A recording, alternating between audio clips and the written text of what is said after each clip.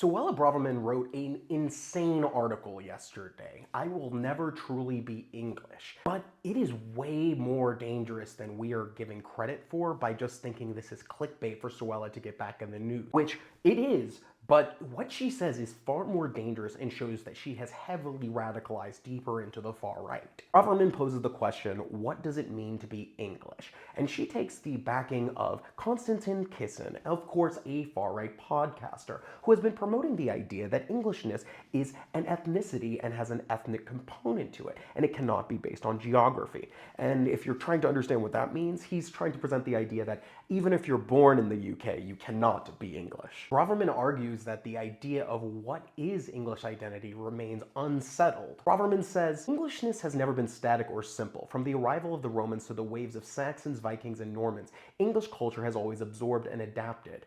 How many generations must pass before one can claim to be English? 5, 6? It is a question without an answer.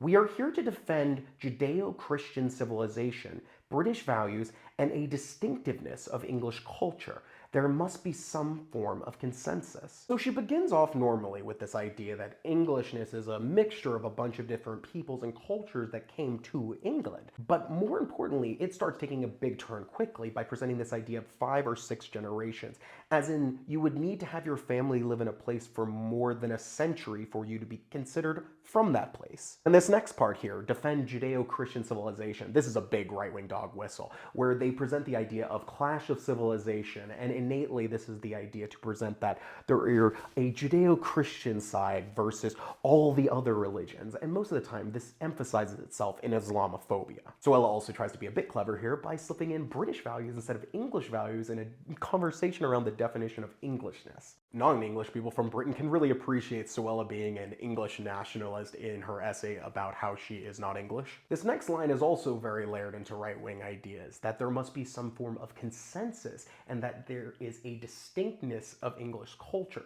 which means she believes there is some natural defined English culture that can be determined, that there is a natural consensus on what that is, and it is innately exclusionary. Instead of culture, not just English culture, but all cultures being constantly moving and changing things because we exist through time and things occur within our various cultures. Suella then argues that political leaders have been hesitant to assert Englishness for fear of being labeled nationalistic or xenophobic. And in this next paragraph, we're going to get into some deep fascist ideas. But that timidity has diluted the national identity to the point where anything seems to qualify. In Fraser's world, all it takes to join the tribe is a plane ticket and birth certificate. This reduction of identity to mere geography explains why we see clashes on our streets between Hindus and Muslims over conflicts thousands of miles away. This is a very clear blood and soil position, a hardcore fascist idea that you cannot be part of the nation unless you have the correct blood, ethnicity, race, and also be born in that place. She explicitly says that she rejects the idea that being born somewhere can make you part of that nation. In a democracy, a multi-ethnic, multi-racial, multicultural, multi-religious democracy like the UK, this is an insane position. And as I said earlier, her allusions to Judeo-Christian civilization, she presents Hindus and Muslims as not being able to participate in that civilization. In the next segment, she questions whether, quote, some in these communities may hold British passports and be born here, but does that make them English? Again, trying to present the idea that being born and from a place does not actually make you from that place. She then reiterates that her parents, even though they became British citizens, and she, being born in London, is not English. And she says, quote, they could never be considered English. For Englishness to mean something substantial, it must be rooted in ancestry, heritage, and yes, ethnicity, not just residency or fluency. Again, her reiterating that she thinks there is a genetic component to being English. She continues on with some fascist esotericism and adding more blood and soil narration, saying, quote, I don't feel English because I have no generational ties to the English soil, no ancestral stories tied to the towns or villages of this land. Keep in mind, she literally recently ran to be the Conservative Party leader, has represented an English district for most of her adult life, and is a literal senior leader of the Tory party. Then it gets much more dangerous, where she presents that Being British Asian is something distinctly different from just being British. And this might seem banal at first, but let's listen to how she puts it. My heritage, with its rich cultural and racial identity, is something distinct. I am British Asian and I feel a deep love, gratitude, and loyalty to this country, but I cannot claim to be English, nor should I.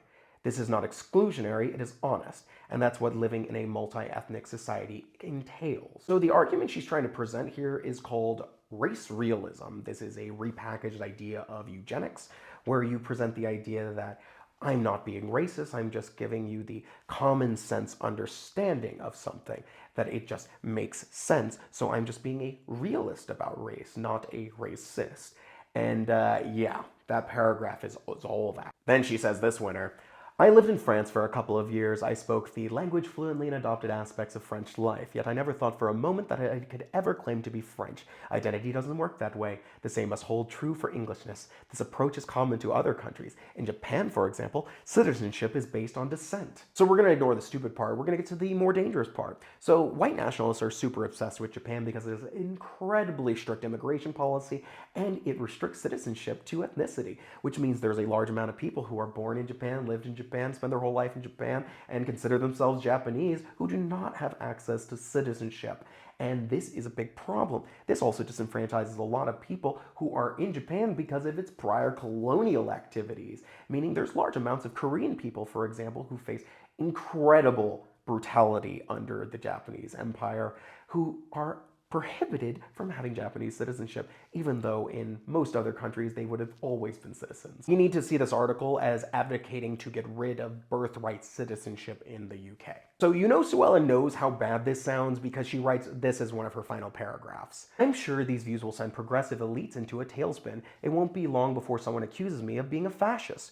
But we, especially those of us on the right, must stop being so squeamish about national identity. To preserve British values and English culture, we need clarity, not denial. To call this divisive or racist is to dodge a necessary question about who we are and where we're heading. For too long, we have treated nationality and citizenship casually and as interchangeable concepts, unwilling to confront the deeper multicultural issues. I said years ago that multiculturalism had failed.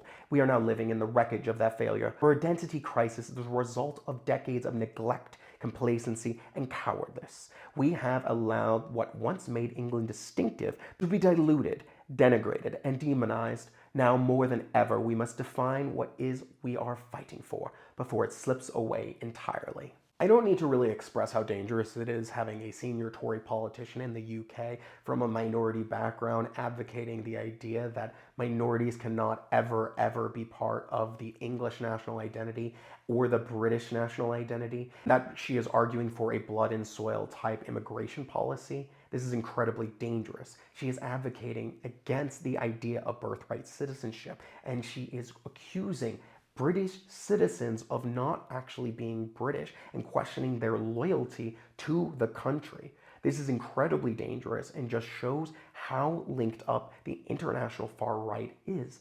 This is why Suella goes to CPAC and National Conservative Conference. She is just as radicalized as any of the MAGA people, and it is very dangerous to see where the Conservative Party might go. Now, please do some engagement so people see this and I get paid. I appreciate it.